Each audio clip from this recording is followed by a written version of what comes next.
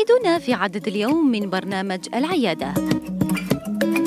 ما هي أعراض وكيفية تشخيص مرض السيلياك؟ في فقرة التغذية سنتطرق لخضار السلق وفوائده الصحية. فقرة الرعاية الصحية سنتحدث فيها عن مشكلة الشخير وما هي أسبابه. لنتابع.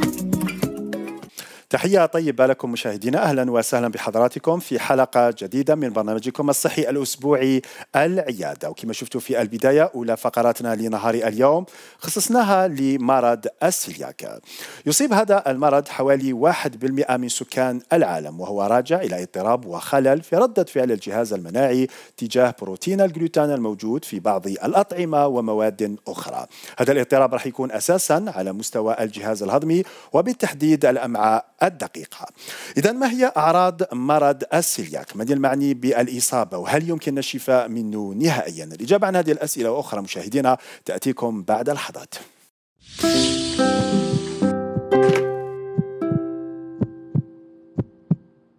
إذن مشاهدينا، لإعطانا أكثر معلومات حول مرض السيلياك أسعد باستضافة الدكتور عبد الرؤوف بوبكر، هو طبيب مختص في أمراض الجهاز الهضمي. مساءك سعيد دكتور. مساء الخير، مشكورين على الاستضافة. مرحبا بك مرة أخرى في البرنامج. شكرا. إذن كنت قلت أنا في بدايتي أن مرض السيلياك هو عبارة عن مرض راجع إلى خلل في المناعة، مما يؤدي إلى ظهور مشاكل على مستوى الجهاز الهضمي، وهذا راجع أساسا إلى تناول لمادة الجلوتين الموجودة في بعض الأطعمة. فماذا بيا لو توضح أكثر للسادة المشاهدين ما الذي يحدث بالضبط داخل الجهاز المناعي وأيضا الجهاز الهضمي حتى يظهر هذا المرض؟ هي أولا مرض السيلياك هو ما يعرف باللغة العربية بالمرض الجوفي أو الباطني، وكاين بعض التسمية اللي هي المرض الزلاقي. هذا المرض يصيب بالأمعاء الدقيقة، وخاصة أول منطقة في الأمعاء الدقيقة اللي هي منطقة العفج اللي راح تجي بعد المعدة. هذا المرض هذايا هو عبارة عن مرض مناعي ذاتي، ذات مناعة ذاتية، وين المناعة تاع جسم الإنسان راح تحارب ما يسمى بزغابات المعوية اللي هي مسؤولة عن امتصاص الأغذية. هذا الامتصاص هذا راح يتم في مستوى الاثني عشر ومستوى العفج. كي يكون عندنا استجابة مناعية ضد هذا الزغابات المعوية أو ما يسمى بالثانوية، بالفرنسية تسمى بالفيلوزيتي. واش راح يصرى؟ يصرى التلف في هذه الزغابات المعوية، تخريب كامل في الزغابات المعوية، مما سيؤدي إلى عدم إمكانية امتصاص الأغذية، وهذا ما سيؤدي إلى ظهور مجموعة من الأعراض اللي هي مرض السيلياك. طيب، شفنا فيزيولوجيا الإصابة، ماذا بيا لو توضح أكثر للسادة المشاهدين ما هي الأغذية التي تحتوي على بروتين الجلوتين؟ هي الأغذية الخاصة القمح، الشعير، والمادة. كاين هناك مادة أخرى اللي هي اسمها الجويدار، أو تسمى في الجزائر بسنبل الفار، يسموهم سنبولة الفار، ويخدموا منها بعض أنواع الطاحين. هذوما 3 أنواع من الأغذية: القمح، الشعير، والجويدار. هذوما 3 هما اللي فيهم مادة الجلوتين. هذه مادة الجلوتين هي عبارة عن بروتين. هذا البروتين بروتين نباتي، هو بروتين معقد. وفيه كي يصل إلى مستوى العفج أو مستوى الاثني عشر راح يتم تفكيكه، ولكن تفكيك جزئي. هذا التفكيك الجزئي راح يكون فيه بروتين آخر اللي هو يسمى بروتين الجليادين. هذه مادة الجليادين هي المسؤولة عن هذا المرض، بحيث هذه المادة، مادة الجليادين، راح تدخل إلى مستوى الأمعاء، تدخل عبر الزغابة المعوية وتستقبلها واحد الأنزيم. هذا الأنزيم يسمى بالترانسغلوتاميناز. مادة الترانسغلوتاميناز مع هذه المادة راح يشكلوا لنا معقد. هذا المعقد سيؤدي إلى تحفيز استجابة مناعية ضده من طرف الليمفاويات الموجودة، وراح يكون إنتاج أجسام مضادة. نعم، الموجودة في مستوى الزغابات، مما سيؤدي إلى إنتاج أجسام مضادة ستفكك وتخرب كل الزغابات أو الجدار الزغابات المعوية.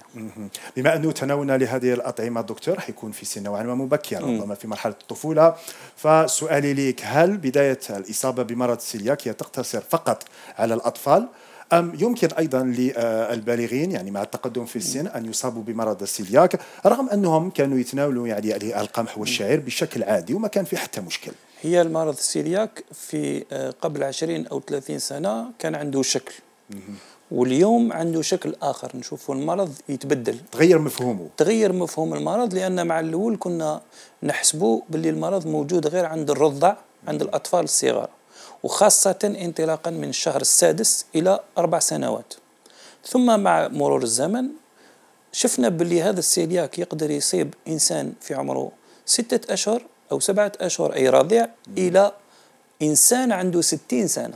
عندنا حالات وين مريض عنده 60 سنة بداية الإصابة في حياته ما كان سنة. عنده حتى أعراض، وفي 60 سنة شخصنا مرض السيلياك. إذا مرض السيلياك يكون عند الطفل الصغير ويكون ما عند الإنسان البالغ. يعني إصابة ثانوية، هي إصابة ثانوية أو إصابة راح تكون كيفاش نقولوا، يكون الإنسان عنده قابلية الإصابة بالمرض، ولكن ما كانش هناك عوامل باش يبان المرض، وفي سن معين ظهر المرض.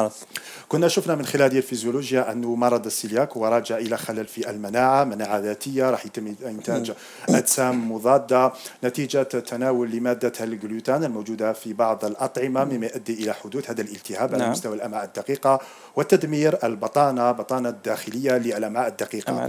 فالسؤال لك دكتور، هذا الخلل في المناعة هل له أسباب معينة يؤدي إلى ظهوره؟ هو السبب هو ما كانش سبب معين، هي عدة عوامل تؤدي إلى ظهور المرض. يعني هناك بعض الناس اللي عندهم قابلية الإصابة بالمرض، عندهم استعداد وراثي، هذه يسموها بالفرنسية لا بريديسبوزيسيون جينيتيك. الإنسان هذا عنده بعض الجينات المسؤولة عن ظهور المرض، بحيث لقينا في عند هذا الناس اللمفاويات الموجودة داخل الجدار بطانة الأمعاء، وجدنا بلي اللمفاويات تحتوي على معقد التوافق النسيجي اللي هو الأشيلا. عندهم أشيلا معين اللي هو الدي كيو 8 بنسبة 80%، والدي كيو 2 بنسبة 10%. خاص بهذه الفئة، خاص بالفئة اللي عندها المرض سيلياك. كون إنسان ما عندوش هذا النوع المرض لا يعتبر مرض سيلياك. إذن هناك قابلية وراثية. إلى جانب القابلية الوراثية هناك عدة عوامل تؤدي إلى ظهور المرض. أهم عامل هو إدخال المأكولات أو الأغذية الغنية بالجلوتين مثل القمح مثل الشعير للطفل الصغير قبل 6 أشهر من العمر. هذا العامل الأساسي. العامل الثاني الذي يساعد هو الرضاعة الطبيعية. شوفوا بلي الأطفال اللي ما تحصلوش على رضاعة طبيعية في 6 أشهر الأولى هم أكثر عرضة للمرض. إلى جانب هذا هناك بعض العوامل المحيطية مثل بعض البيئية، مثل بعض التعفنات، خاصة التعفنات الفيروسية. هناك تعفنات فيروسية في مستوى الأمعاء الدقيقة ستساعد على ظهور المرض. لانتوكسيكاسيون أليمونتير، انتوكسيكاسيون او بيان ما يسمى باللي غاسترو اونتيريت، ماشي تسمم، هي تعفن او التهاب فيروسي ناتج عن حمى معينه مثل الروتا فيروس، ستؤدي الى ظهور المرض. وبالتالي ليس هناك سبب واحد، هناك عده عوامل محفزه عند شخص له قابليه الاصابه بالمرض. طيب، فيما يخص التوترات والعصبيه والنفسيه، فهل لها دور ايضا في ظهور هذا المرض؟ التوترات العصبيه تساعد عند الناس عندهم قابلية الإصابة بالمرض، ولكن ليست عامل أساسي أو مباشر لظهور المرض. الآن فرضا أن هذا المرض ظهر في مرحلة الطفولة، يعني عند الطفل، فما هي أهم الأعراض التي إذا وجدت عنده فأكيد تستدعي الفحص، وهي تبقى مؤشر إلى احتمالية الإصابة بمرض السيلياك؟ هي مرض السيلياك هو معروف عند الناس، معروف عند الأطباء، الأطباء الأطفال وخاصة والأطباء بصفة عامة.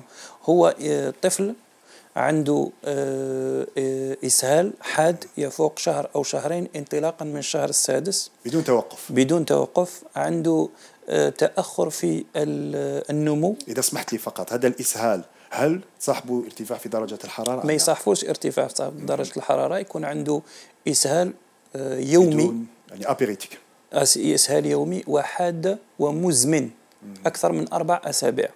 وراح يكون عنده تأخر في النمو، سواء في النمو الجسد ولا في اكتساب الزيادة في الوزن ولا اكتساب ما يسمى بالمنعكسات، لأن الطفل كي يكبر 6 أشهر 8 أشهر 9 أشهر سنة راح يكون عنده عدة منعكسات يكتسبهم يعني ومهارات.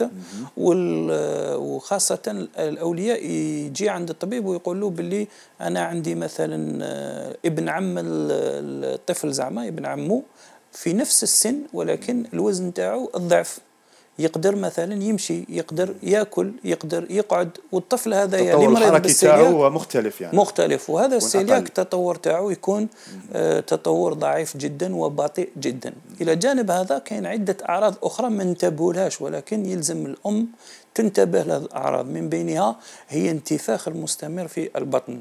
التقيؤ عند الطفل فقط يعتبر من بين أعراض مرض سيلياك أو لوحده أم لازم يكون مصاحب لوحده دون إسهال. هذاك الإسهال والضعف والتأخر في النمو هذاك هو ما يسمى باللو تابلو دو ديفينيسيون، لو تابلو ديسكريبتيف اللي كانوا يعرفوه الناس كاع، ولكن في هذه السنوات تبدلت الأمور. الطفل كذلك يولي عنده ما يسمى بالإمساك. مع الأول كنا نعرفوا بلي غير الإسهال هو لا مالادي سيلياك، ولكن دوكا 10-15% من الأطفال اللي عندهم الإمساك يلزم نخمم في لا مالادي سيلياك أو مرض السيلياك. إلى جانب هذه الأمور هذوما كاين عدة أعراض، الأعراض هذه ما تمشيش مع الجهاز الهضمي، ويلزم الإنسان يخمم في لا مالادي سيلياك. مثلا الطفل اللي عنده فقر في الدم، هذا يلزم نشوفوا لا مالادي سيلياك. الطفل اللي عنده الصرع ليبيليبسي يلزم نخمو في لا مالادي سيلياك. الطفل اللي عنده تأخر مدرسي يكون عادي ومن بعد يبدا يتأخر مدرسيا، التطور الذهني يعني التطور الذهني نخمو في لا مالادي سيلياك. هذوما كاع عبارة عن أعراض تاع مرض السيلياك. طيب ماذا عن دون الجهاز الهضمي؟ هل فيه علاقة يعني مباشرة بين هذه الأعراض وهذا الخلل في امتصاص مادة الجلوتين؟ هي مادة الجلوتين نهار تدخل إلى مستوى الأمعاء راح يؤدي إلى إتلاف الثنايا، وفي الإتلاف الثنايا سيؤدي إلى عدم امتصاص عدة مكونات هامة لجسم الإنسان.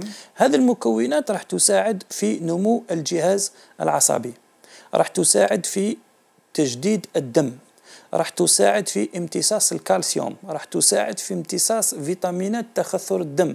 هذوما كاع العناصر راح يكونوا ما كانش عند الطفل هذا، قلة فيها في الجسم تاعو، مما سيؤدي إلى التأثير على الجهاز الهضمي، على الجهاز الدموي، على الجهاز العصبي، على العضلات، على العظام خاصة، وعلى المفاصل، مما سيؤدي إلى ظهور كل هذه الأعراض. طيب هذا فيما يخص الطفل. الآن إذا ظهر مرض السيلياك عند البالغ يعني مع التقدم في السن، فهل الأعراض اللي تكلمت لنا عليها هي نفسها أم فيه ربما نوع من الخصوصية فيما يخص البالغ؟ تقدر تكون نفسها، مثلا الإسهال، ضعف في الوزن، ولكن هناك عدة أعراض في مرض السيلياك هذه مع في القدم ما كناش نعرفوها. وعلاش؟ لأنه ما كانش هناك تطور في التشخيص. هنا كاين عدة طرق في التشخيص دوكا، ولينا نعرفوا الأجسام المضادة موجودة في المرض سيلياك. كي ولينا نعرفوا الأجسام المضادة ونحوسوا عليهم عند الناس، وربطنا بين تواجد هذه الأجسام المضادة وعدة أعراض. من بين الأعراض قصر القامة عند الناس. كاين بعض الناس قصير القامة، هذا مؤشر من بين مؤشرات، ماشي كاع الناس اللي عندهم قصر القامة عندهم مرض سيلياك، ولكن من بين مؤشرات على مرض سيلياك. كاين الإمساك عند الناس، كاين في بعض الحالات وين الإمساك راح يكون مؤشر المرض السيلياك، الإمساك المزمن. كاين كذلك الصلع. الصلع هو كذلك من بين المؤشرات. صلع عند إنسان صغير في السن، مثلا 25 سنة 20 سنة، هنا يلزم نخمم في مرض السيلياك. كاين هشاشة العظام، الناس يتكسروا بزاف ولا عندهم هشاشة في العظام وما لحقوش لسن 50 أو 60. والسبب؟ السبب هو في الكالسيوم، لأنه ما كانش امتصاص الكالسيوم عدة سنوات، مما سيؤدي إلى هشاشة العظام. إلى جانب هذا كاين هناك الأنيميا أو فقر في الدم. كاين عند المرأة الإجهاض، ليزافورتمون ريبيتي، الإجهاض المتكرر بدون سبب. كاين كذلك الطفل كي يزيد عندها الطفل مثلا الأول أو الثاني ولا الثالث، نشوفوا الوزن تاع الطفل يكون على العكس يكون أقل.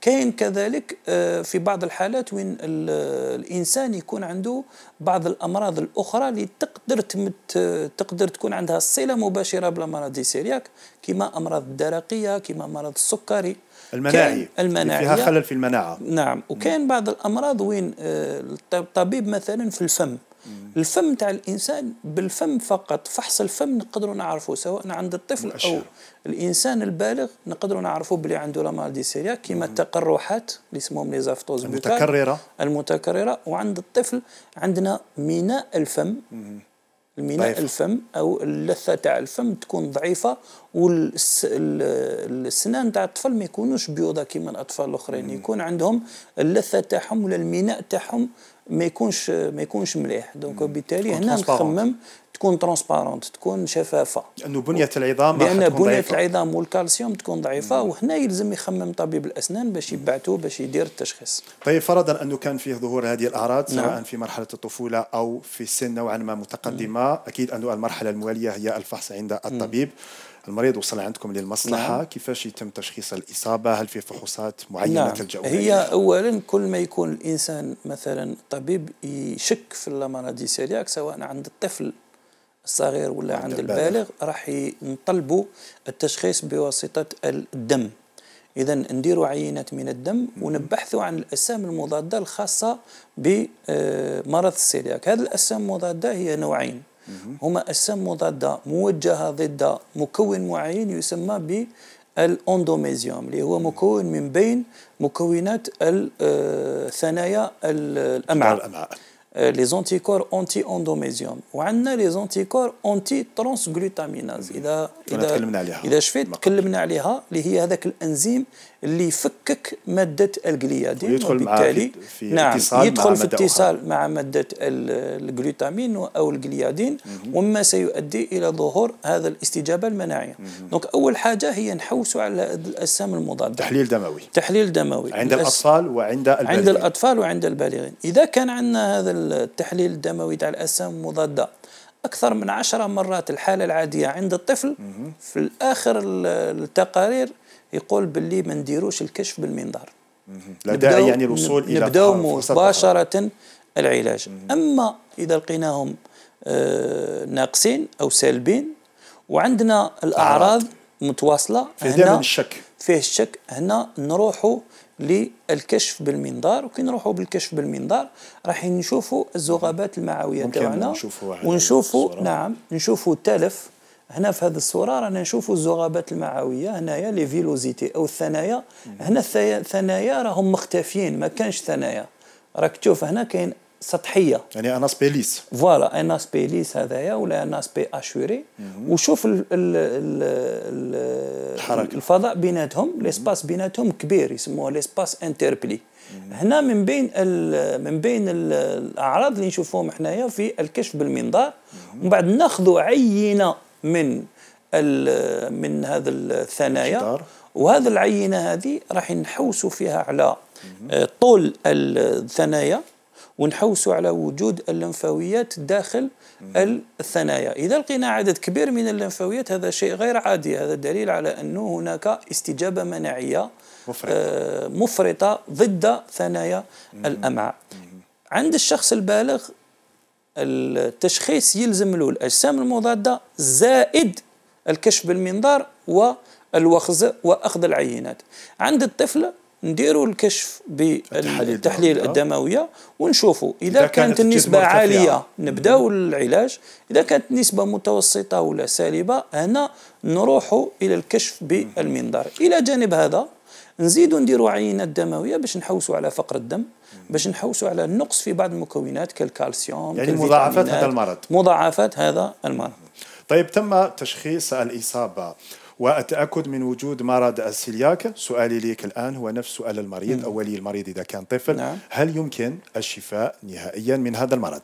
هو المرض هذا لسوء الحظ لا يمكن الشفاء منه، لأنه مرض طول مدى الحياة، ولكن يمكن العلاج. حاليا هناك علاج متمثل في الحمية، ولكن باش يشفى 100% ويعاود يولي كما كان، هذه نسبة قليلة جدا. وأكيد الدراسات هي يعني أكيد الدراسات اللي راهي جاية بالك نلقاو حل مناسب لهذا المرض. هو الأكيد أنه اتباع حمية غذائية واتباع نصائح الطبيب راح يخلوا أنه الشخص يعيش بشكل عادي. يعني هي الإنسان اللي يدير الحمية تاعو، الحمية الغذائية اللي هو لو ريجيم سون جلوتين، خالي من الجلوتين، راح يعيش حياة عادية، ما راح يكون عنده حتى مضاعفات، وراح يعيش حياته كما أي شخص ما عندوش إنسان عادي، الإنسان ما عندوش المرض. طيب بعد التشخيص أكيد أن المرحلة الموالية هي التكفل العلاجي، الحلول العلاجية التي تقترحونها للمريض، والهدف هو أكيد التخلص من أعراض هذا المرض. فماذا بيا لو تكلمنا عليها أكثر؟ هي العلاج الوحيد هو الحمية الغذائية، وهي كل المأكولات وكل الأغذية التي لا تحتوي على مادة الجلوتين. مادة الجلوتين نعرفوا بلي موجودة في القمح، في الشعير، في الجويدار، في عدة أنواع من الحبوب. احنا نحيو كل هذه الأنواع من الحبوب. كي نقولوا الحبوب بالك المريض ما يعرفش هذه الحبوب فاش نستعملوها. هذه الحبوب نستعملوها في الخبز، نستعملوها في الطحائن لي فارين، نستعملوها في المعكرونة لي بات، نستعملوها العجائن، نستعملوها في البيتزا، نستعملوها في كل المعلبات الاصطناعية، سواء كانت كما نقولوا لها الطماطم هذيك المصبرة، سواء كانت في المعجون، سواء كانت حتى النقانق المرقاز وفيها مادة الجلوتين. كل هذه المواد نحيوها، ونحيو كذلك عند الأطفال لسوء الحظ كل ما هو شوكولاتة وكل ما هو حلوى حلويات، هذو ما قاع فيهم مادة الجلوتين. الياغورت مثلا، في الياغورت كاين الاصطناعي وكاين الطبيعي. الاصطناعي كله نحوه لأنه فيه الجلوتين، والطبيعي لا. الطبيعي يقدر ياكله ويلزم يكون مكتوب فيه خالي من الجلوتين. وكاين دوكا في الوقت تاعنا كاين عدة مواد منزوعة الجلوتين أو خالية من الجلوتين. حتى الحبوب، بعض أنواع من الحبوب دي يقدر يستعملها مثلا كما الأرز، كما بعض أنواع الطحائن الاصطناعية اللي ما فيهاش الجلوتين، محضرة خصيصا للمرضى السيلياك. كاين مام الحلوى بدون جلوتين، كاين الشوكولاتة بدون جلوتين، كاين المعجون بدون جلوتين، كاين خبز بدون جلوتين. هذوما كاع كاينين موجودين توفرين. هما الصح السعر تاعهم غالي شوية باهظ، ولكن موجودين نقدروا كاع نحوهم. وفيما يخص الأطفال الصغار الرضع، كنت قلت لنا أنه من بين الأسباب هي تقديم للجلوتين في سن نوعا ما مبكرة، أقل من 6 أشهر. نعم. الآن الطفل كي يوصل 6 أشهر يمكن تقديم الجلوتين بشكل عادي؟ إذا كان رضاعة عادية من عند الأم، رضاعة طبيعية، في 6 أشهر راح نبداو ندخلوا الجلوتين، راح ندخلوا لي فارين، راح ندخلوا فوالا اللي يكون فيهم الجلوتين، ندخلوهم كما نقولوا حنايا بكميات تدريجية وبكميات ضعيفة، ونبداو نزيدوا حتى يصل إلى سن السنة أو سنتين. نتبعوا الحمية العادية والأكل الطبيعي. أما إذا مدينا له كما احنا عندنا بعض العادات وين كاين بعض الناس يمدوا الفارين، يمدوا الطحائن، يمدوهم يخلطوهم مع الحليب للرضيع انطلاقا من الشهر الثالث مثلا باش يزيد مثلا في الميزان. هذوما العادات يلزم نحوهم، لأنه كل ما نتفاداوش هذا الشيء الطفل راح يكون عنده احتمال كبير باش يكون عنده الإصابة بمرض السيلياك. كاين ملاحظة صغيرة نديروها، مرض السيلياك الناس تقول بلي مرض نادر، هو موش مرض نادر. باش يلزم يعرفوا 1% من سكان العالم في الجزائر حنايا عندنا مريض 1 على 200. كل 200 جزائري كاين واحد فيهم مصاب بمرض السيلياك أو له قابلية الإصابة بمرض السيلياك، معناتها معرض للإصابة بالسيلياك. معناتها واحد يلزم يعني واحد وش يلزم يدير، يلزم يتفادى كل هذه التصرفات. ونأكدوا خاصة على الرضاعة الطبيعية للأم في 6 أشهر الأولى. كنا شفنا أن مشكلة مرض السيلياك هو قلة امتصاص الأملاح المعدنية الفيتامينات، فهل فيه ربما استراتيجية علاجية معينة تلجأوا إليها والهدف هو تعويض هذا النقصان؟ هي خاصة عند الأطفال كي نبدأوا الحمية نبدأوا معها بعض المكونات، خاصة الكالسيوم مثلا باش يكون فيه نمو في العظام. كيفاش تمدوها لهم؟ الكالسيوم راح يتمد في أقراص، وراح يتمد في حقنات، وراح نمدوا كذلك بعض أنواع الفيتامينات كما لا فيتامين دي اللي تساعد كذلك في تثبيت الكالسيوم. ونشوفوا مثلا كي يكون عندنا نقص في الفيتامين ك نقدروا نزيدوا الفيتامين ك في حقنات، وراح نقدروا ما نلجؤوا الى اضافه الدم عند بعض الاطفال اللي يكون عندهم فقر دم كبير. عند الناس الكبار راح نشوفوا قبل العظام تاعهم كيفاش يكونوا باش نشوفوا كيفاش نزيدوا لهم الكالسيوم. هو عاده هو الكالسيوم اللي نضيفوه، اما الباقي راح يكون كله في الحميه، لانه الحميه هذه فيها كلش ما عدا العجائن، فيها الفواكه، فيها الخضر، الانسان يقدر ياكل كل هذه الامور بشكل عادي، ولكن يتفادانا برك كل ما فيه ماده الجلوتين. كنا شفنا انه بعض الاطعمه هي تحتوي على ماده الجلوتين ويجب تفاديها، فسؤالي لك هل فيه ربما منتجات اخرى هي غير غذائيه، ربما ادويه، مستحضرات، مواد كيميائيه يجب توخي الحذر قبل استعمالها واستهلاكها من طرف مريض؟ هي ماده الجلوتين. هذا السؤال هذا مهم جدا، لانه ماده الجلوتين موجوده في عده صناعات، من اهمها صناعه الادويه. كل الادويه اللي تكون في شكل جيلول راح يكون فيها الجلوتين. بعض المستحضرات التجميل فيها الجلوتين. بعض انواع الشامبوان كانك فيها تاع غسل الشعر فيها كذلك الجلوتين. دونك الانسان قبل ما يستعمل حاجه راح يشوف، قبل يقرا واش فيها، اسكو فيها الجلوتين ولا ما فيهاش الجلوتين قبل ما يستعمل هذيك الماده. المريض يتساءل يقول لك بصح قرص صغير تاع الدواء اللي هو الجيلول، يقول لك هذيك تقدر ممكن يعاود يرد لي المرض. هذيك الاثار من الجلوتين هي انت تشوف فيها اثار صغار، ولكن كي يدخلوا الى مستوى الامعاء تاعك انت عندك مناعه مستعده تهاجم اي حاجه فيها الجلوتين. انت كي تمد له برك هذوك الاثار راح يكون فيها ظهور للاعراض، راح تعاود كما نقولوا احنا تحيي الجهاز المناعي والجهاز المناعي يعاود يدير استجابه وتعاود تولي كما كنت مع الاول. طيب المريض الان يعاني من مرض سيلياك، يتبع الحميه الغذائيه اللي تكلمتنا عليها. الآن هل فيه ربما فحوصات دورية يجب القيام بها عندكم وعلى ماذا تعتمد؟ نعم، هي الفحوصات هي فحوصات الدم باش نحوسوا على النقص في مادة الحديد، ونشوفوا كذلك الكريات الدموية الحمراء. هذه أساس الفحوصات العينة تاع الدم. نقدروا نحوسوا على الأجسام المضادة كذلك اللي شفناهم في الأول يكونوا إيجابية، ولكن كي تكون الحمية مليحة هذوما الأجسام المضادة راح يختفيوا. هذا دليل على أن الاستجابة المناعية بدأت تنخفض وبالتالي التحسن. وعندنا في السنة الأولى بعد بداية هذا الحمية راح نعاودوا نديروا الفحص بالمنظار ونعاودوا نشوفوا الذغابات المعوية، راح نشوفوا باللي هذوما الثنايا زاد الطول تاعهم، وبالتالي هذا الإنسان راهو يتبع في الحمية تاعو. دونك عندنا 3 أشهر 6 أشهر وسنة. 3 أشهر 6 أشهر يكون فحص عادي بالعينة تاع الدم، وفي سنة الكشف بالمنظار. وإذا شفنا بلي الإنسان هذا يتبع في الحمية تاعو ما نزيدوش نديروا له كشف بالمنظار، غير إذا كان هناك عودة ظهور أعراض مرة هذه أخرى. الأعراض. طيب نعاودوا نولوا الآن إلى الغذاء واللي هو أكيد يعتبر ركيزة فيما يخص هذا المرض. كنا تكلمنا عن أطعمة يجب تفاديها هي تحتوي على مادة الجلوتين. الآن هل فيه ربما أطعمة أخرى هي أكثر استهلاكا انتشارا في مجتمعنا يمكن أننا نقدمها لمريض السيلياك، واللي يمكن حتى اعتبارها ربما كبديل فيما يخص باقي العناصر الغذائية اللي ما يتناولهاش المريض؟ هي الأساس كي نحيولوا العجائن نقدروا نديروا عجائن أخرى.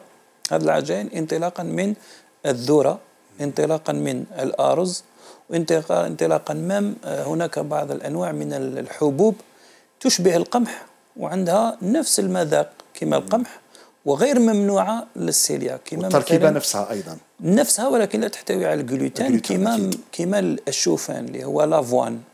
لافوان لي فلوكون دافوان يقدروا يديروا بهم الخبز ويكون الطعم تاعو يشبه الخبز، يعني قريب من الخبز العادي، ويطيبوا.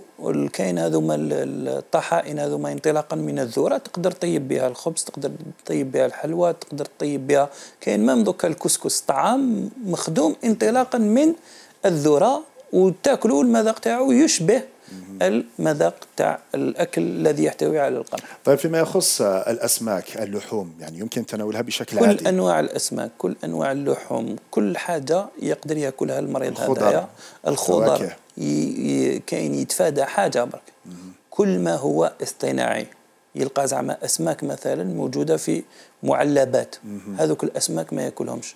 الطون باغ اكزومبل، سمك الطونه اللي موجود في لي بواط كونسيرف هذاك ما ياكلوش، لانه كل ما هو معلب يحتوي على مادة الجلوتين. الماء هو طبيعي طازج لو فري يقدر ياكله بشكل عادي. طيب نختم بنقطة مهمة وهي أهم النصائح توجيهات اللي توجهها لمرضى السيلياك لم يتابعوا فينا الآن، وأيضا أولياء المرضى إذا كانوا أطفال. هي ربما سلوكيات يومية يجب اتباعها، والهدف هو أكيد تعايش سلمي مع هذا المرض. التعايش السلمي هو صح. الإنسان اللي يكون يعني ما يجربش هذا الحمية يقول باللي بالك هذه الحمية سهلة، ولكن هذه الحمية هذه صعبة جدا بالنسبة للأولياء وبالنسبة للمريض. صعبة جدا. علاش؟ لأنه الإنسان هذاك، الطفل الصغير هذاك من صغره راح يحس روحه كما نقولوا حنايا مختلف عن باقي الأفراد تاع العائلة تاعو. سو سون ان بو مارجيناليزي شوية. رحنا النصائح اللي نمدوها. أولا، كل ما تبداو الحمية في سن مبكر كل ما الطفل كي يكبر راح يوالف هذه الحمية تاعو. صح. الحاجة الأولى. الحاجة الثانية، نحاولوا إذا عندنا طفل صغير عنده مرض سيلياك نحاولوا زعما في يوم من الأسبوع أو يومين أو ثلاثة ولا كاع حنايا نديروا الحمية ناكلوا كما هو، يعني كاع ناكلوا كما هو، لأنه مام الحمية اللي ما فيهاش الجلوتين مفيدة كذلك لجسم الإنسان. ما يشرح الضر، يعني ما يشرح الضر. كاين كذلك بعض الأمور اللي الأمهات يلزم ينتبهوا لهم. كي تكون الأم مثلا طيب له للطفل تاعها بدون جلوتين، وفي نفس الوقت توجد الباقي أفراد العائلة، الصحن اللي راهي تخدم به اللي فيه لافارين ولا تقطع الخبز، هذوك الغبار الموجود في يدها هي ما تشوفوش.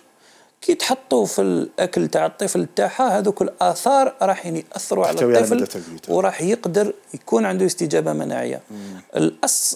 الصحن اللي تحط فيه الخاوتو والباباه ولا ليها ما تستعملوش عند الطفل تاعها، لازم تعطي له الصحن تاعو وحده. الطياب اللي طيبوه من الأحسن في الدراسات الجديدة يقول لك نطيبوه في الفخار الأمراض السيلياك وما نطيبوش في الإينوكس، دونك تستعمل هذا الفخار. إلى جانب هذا يلزم هذا الطفل هذايا نعودوه، ما نخوفوهش باللي يلزم بار اكزومبل زعما ما يلزمش ياكل هذه، ما يلزمش هذه ماشي مليحه، نعودوه غير بالعقل. يكون تأقلم باللي كل ما كنت تاكل انت ما راكش مختلف كبير علينا، عندك مشكل صغير، هذا المشكل الصغير هذا كنت تاكل مثلا الماكله تاعنا واش راح يصرى لك نذكروه بالمضاعفات ونذكروه بوش كان عنده، وبالعقل ان شاء الله يوالف هذا ويعيش بشكل عادي، يعني باقي الاشخاص، ويعيش بشكل عادي ان شاء الله وما كانش حتى مشكل. ودكا كاينه حاجه مهمه جدا اللي هي عندنا الانترنت، عندنا بعض الجمعيات الخيرية صح. وبعض الجمعيات المرضية. كان عندنا عدة أمراض احنا كان عندهم مشاكل، ونغتنم الفرصة باش نشكر الجمعية راهي نخدموا معها على مرض سيلياك، جمعية أمراض السيلياك، ونتعاوننا بزاف. كاين الناس ما عندهمش كما نقولوا احنا الإمكانيات باش يجيبوا هذه الحمية، نبعثهم لهذوما الجمعيات يتجمعوا لهم الأموال ولا يتجمعوا لهم هذوما الطاحين الخاص بهم ونتعاونوا. ويلزمنا كذلك يكون فيه تربية أيضا غذائية، تربية غذائية، وهذا هو المشكل الأساسي. ذكرتني في التغذية الأساسية. نصيحة كي يكون إنسان عنده مرض سيلياك ولا عنده وليده عنده مرض سيلياك ولا هو عنده مرض سيلياك، ما يكتفيش برك بالطبيب الخاص تاعو مثلا طب الأطفال ولا حنايا طب الأمراض الهضمية، ولا كذلك يقدر يروح كذلك إلى أمراض مختصة، الأطباء المختصين في الحمية، النيوتريسيونيست يقدر يتبعه، يوري له واش لازم ياكل واش ما لازمش ياكل. هذاك هو الاختصاص تاعو، ما يوري له واش ياكل واش ما ياكلش ونتبعوه. وبهذه الطريقه نكونوا كاع نتعاونوا. والى جانب هذا ما ننساوش كذلك عند الاطفال لا بريزون شارج بسيكولوجيك، يعني الجانب النفسي مهم جدا، خاصه عند الأطفال قبل سن المراهقة اللي في عمرهم 10 سنوات 11 سنة 12 سنة، مرحلة صعيبة من حياتهم. هذوك هما اللي يديروا لنا مشاكل كبير مشاكل كبار وما يتقبلوش الحمية تاعهم. بالفعل. يعطيك الصحة دكتور بوبكر، مشكورين على الاستضافة، سعدت كثيرا بحضورك وعلى كل هذه المعلومات. السعادة متبادلة، ونشكركم ونشكر كل طاقم الحصة على هذا الاستدعاء. نزيد نشوفك ان شاء الله في اعداد الحلقات. شكرا بارك الله فيك. شكرا. اذا مشاهدينا ما انتم، فاكيد ادعوكم للبقاء معنا. التغذية الصحية بعد لحظات.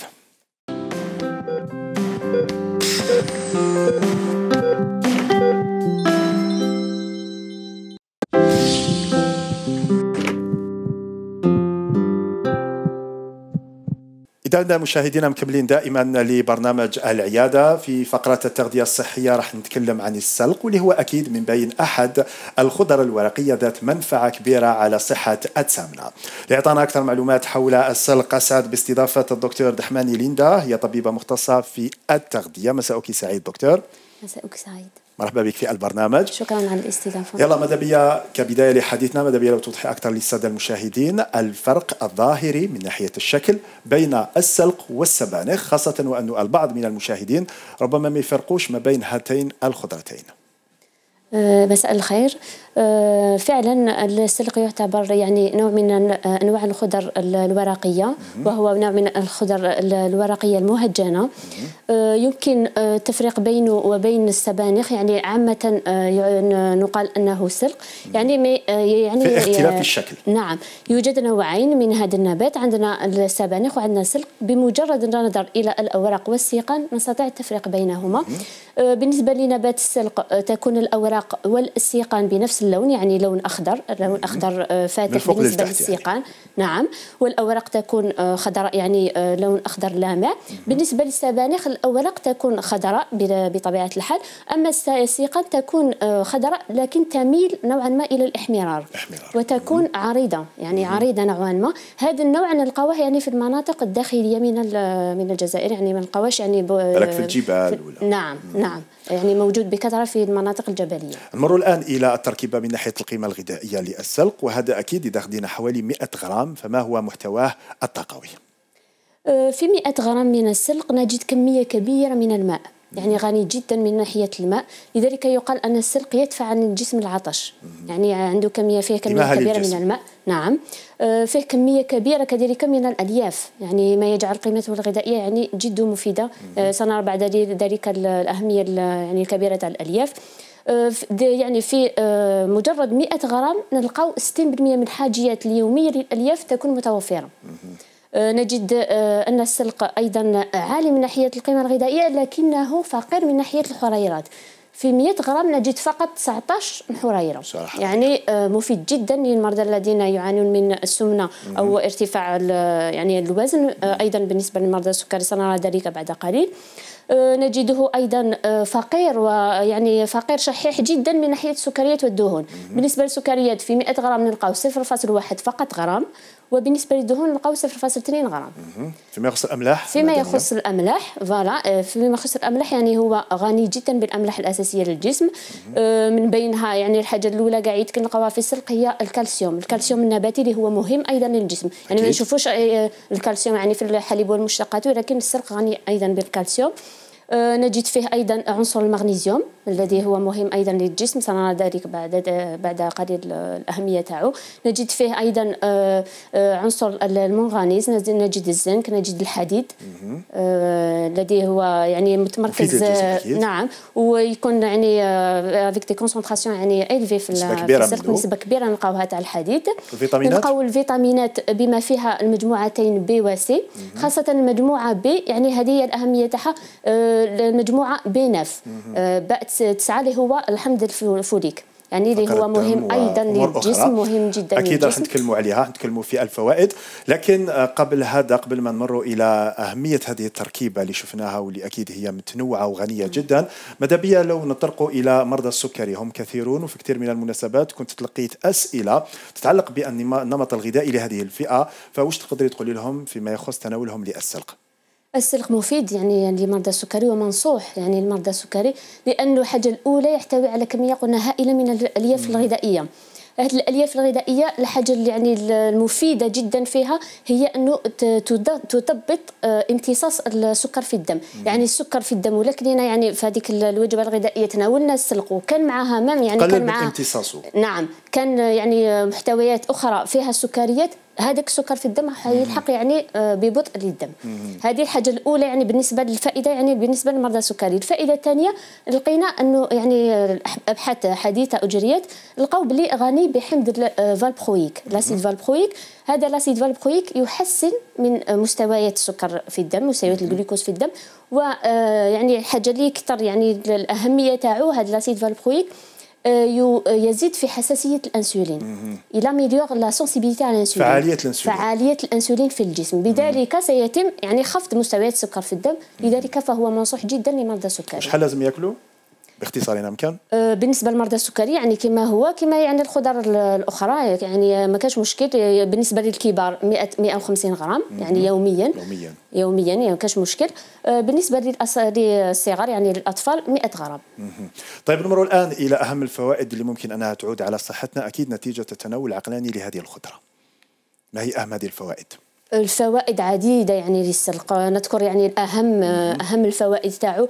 قلنا الحاجة الأولى يعني هو غني بالألياف، يعني ديجا الألياف ملح للجهاز الهضمي. نعم، تلين المعدة، تلين الأمعاء، يعني تقاوم الإمساك، تقاومه يعني نتفادوا الإمساك أيضا.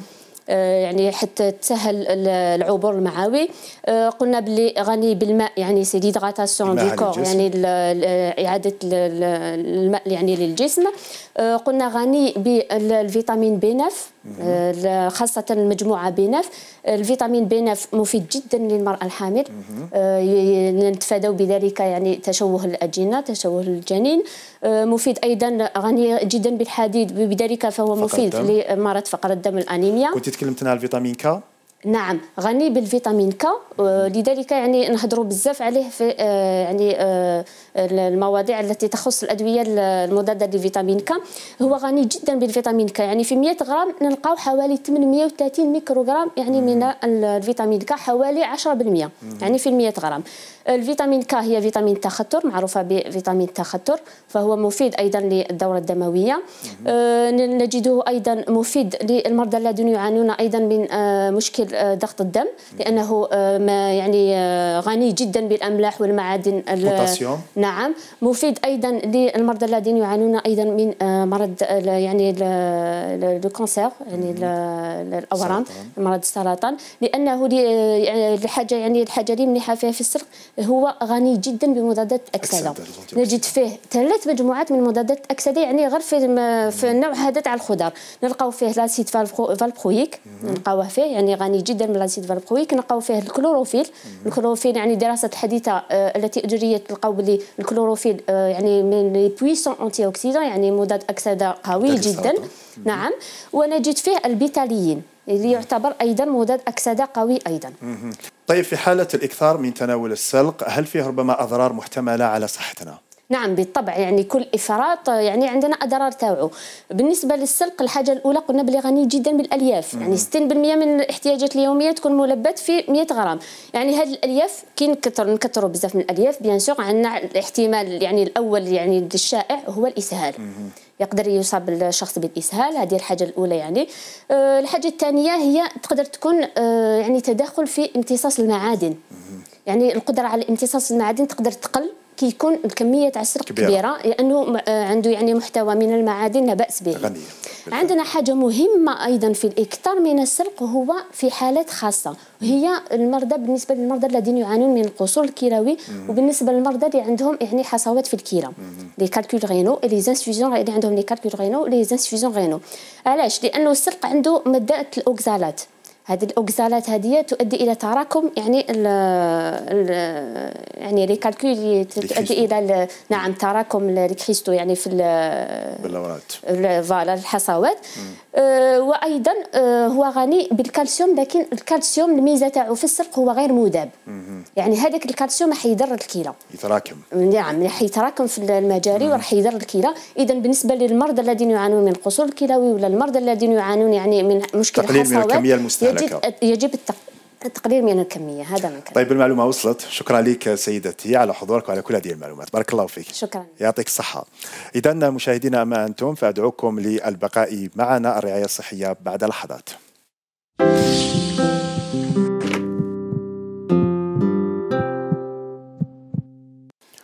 تحية متجددة لكم مشاهدينا، نرحب بكل اللي تحقوا بنا الآن على شاشة نوميديا في ثالث جزء الرعاية الصحية. راح نتكلموا عن مشكل يأرق كثير منكم، أو بالأحرى هو مشكل يقلق كثير الناس اللي تنام بجانبكم، واللي هو أكيد الشخيرة. مشاهدينا اللي أعطانا أكثر معلومات حول هذا الموضوع، أسعد باستضافة الدكتور سعدي زكريا، هو طبيب مختص في أمراض وجراحة الأذن، الأنف والحنجرة. مساءك سعيد دكتور. الله يسلمك، مساء سعيد. مرحبا بك كذلك دكتور دهينة.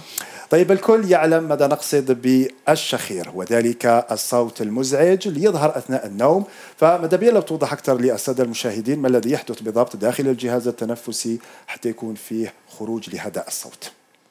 نعم، هو الشخير هو الصوت هذا اللي يخرج عند الانسان اللي يكون راقد في النوم، وهذا لانه صدق في الجهاز التنفسي العلوي كاين انخفاض في الضغط، وهذا ينتج عليه صدق اهتزازات في الانسجه لهذا الجهاز. وين تكون؟ على مستوى الانف؟ على مستوى كل انبوب العلوي اللي يبدا من الانف حتى الحنجره. الحنجره كل هذا الانبوب هذا عنده كما نقولوا انسجه دايره به، ولما تكون انخفاض في هذا الضغط يكون عند التنفس يكون كما نقولوا كولابسيوس، ضيق في هذاك الانبوب، ويقوم به صديق اهتزازات، وهذا الاهتزازات هي اللي تخرج منه تكون على شكل صوت، على شكل صوت اللي يكون صوت شويه قوي من 65 حتى ل 85 ديسيبل، يعني الحداد تاعو. الحداد هو اكيد انه للشخير اسباب وعوامل محفزه، ماذا بيا لو تكلمنا عليها اكثر؟ نعم، الاسباب هي الشخير ديجا نشوفوه بوكو بلوس بالك عند الانسان ابارتيغ دو 40 طون لا كونتين. بوركوا؟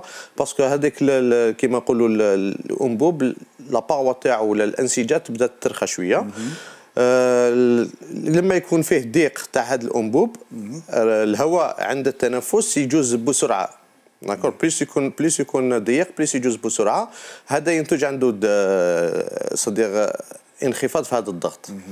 الوغ الاسباب هنا هي كل شيء اللي يقوم ليجعل الضيق فوالا الضيق هي يعني باغ اكزومبل اعوجاج فوالا اعوجاج في الغضروف الانفي، لا كلوازون نازال يكون فيه اسمه الشراع الخدي، هو الفوال دو بالي. الفوال دو بالي يكون مرخي شويه، هي تشوهات خلقيه ام ممكن انها تظهر يعني مع مرور الوقت؟ هي تقدر تظهر، هي تقدر تكون تشوهات خلقيه، تقدر تكون كذلك مع التروماتيزم نازال، ولا كان ضربه خداها الانف، ولا مع الوقت مع هذه وحده. وكاين كيما نقولوا دهون اللي تكون السمنه على مستوى الرقبه عند نشوفوها كثير عند الرجال ابارتيغ دو سيغتان اج، يبدا تكون تراكم هذه الدهون في لا باوا تاع الانبوب وتدير ضغط.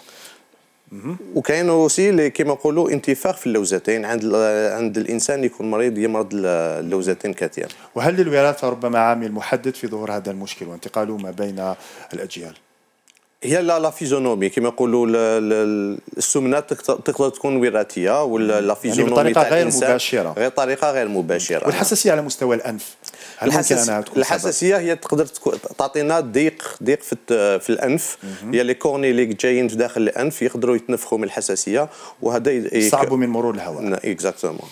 هو اكيد انه في كثير من الاشخاص اللي يتابعوا فينا الان ربما يعانوا من هذا المشكل، فسؤالي ليك متى يجب الفحص؟ يعني هل في حالات معينة تستدعي الفحص عند الطبيب، أم كل شخص يعاني من الشخير هو ملزم بالتوجه عند الطبيب؟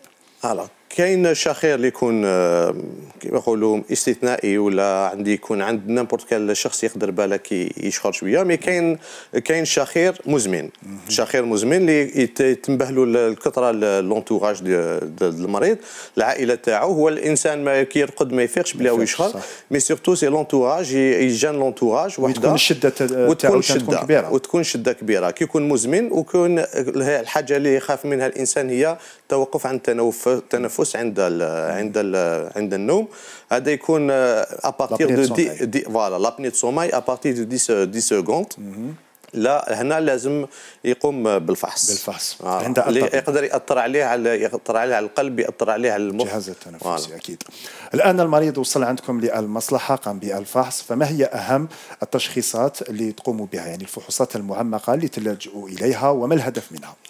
اولا لازم نقوموا بفحص طبي، صديق نشوفوا الانف اش كاين اعوجاج، انتفاخ في الانف الداخل، ولا نشوفوا الفم اسكو هذاك الشراع الخدي يكون طويل ولا يكون مرتخي. كاين لوزتين صدير يديروا الضغط داخل الجسم. هذه الحاجات اللي نشوفوهم اولا، ومن بعد نقوموا بفحص بالمنظار باش نشوفوا كل هذا الانبوب العلوي كيفاش الحاله تاعو. ابارتيغ دو لا صدير سي ومن بعد نقدروا نديروا واحد اخرين، صدير دي زيكزامان دوطخ اكزامان اللي هي لا رينومانوميتري، اكثر دقه، يعني اكثر دقه. ولا كان اعوجاج نشوفوا اصلا هذاك الاعوجاج هو اللي اثر، صدير نقيسوا الضغط، صدير كاش لو فلو ايريان او نيفو دو لا فوس نازال. لا رينومانوميتري تقيس لنا بدقه الضغط اللي راح يجوز في هذه واحده. وكاين لا بوليسومنوغرافي. لا بوليسومنوغرافي هي اللي راح نشوفوا اكزاكتومون كيفاش راح يرقد الانسان.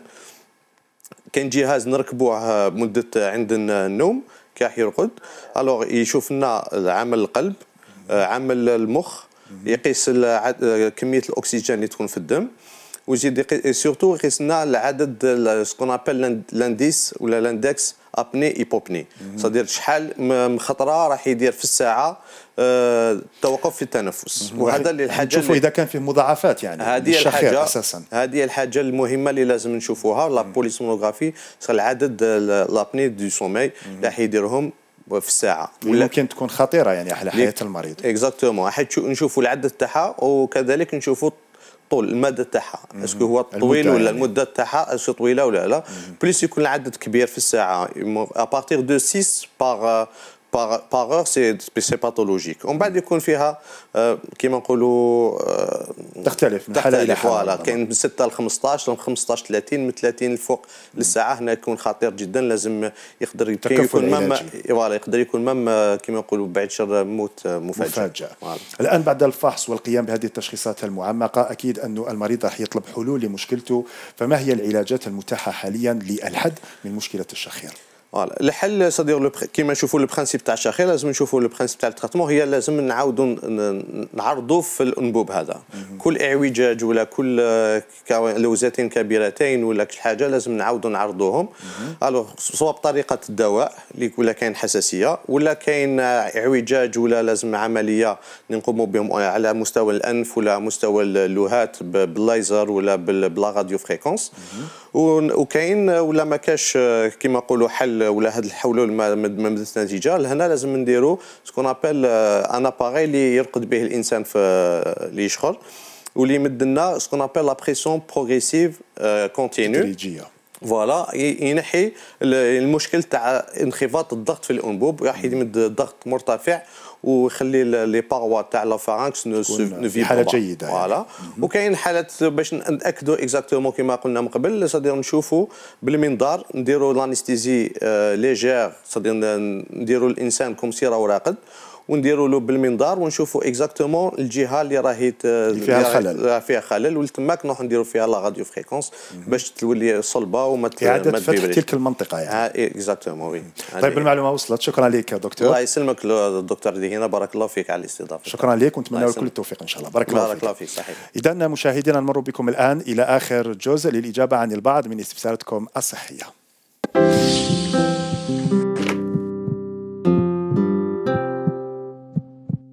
إذا مشاهدينا كنت لقيت العديد من الأسئلة على صفحتنا على الفيسبوك، راح نحاول أني نجاوب على البعض منها والباقي في أعداد لاحقة بحول الله. يلا نروح نشوف مباشرة أول سؤال.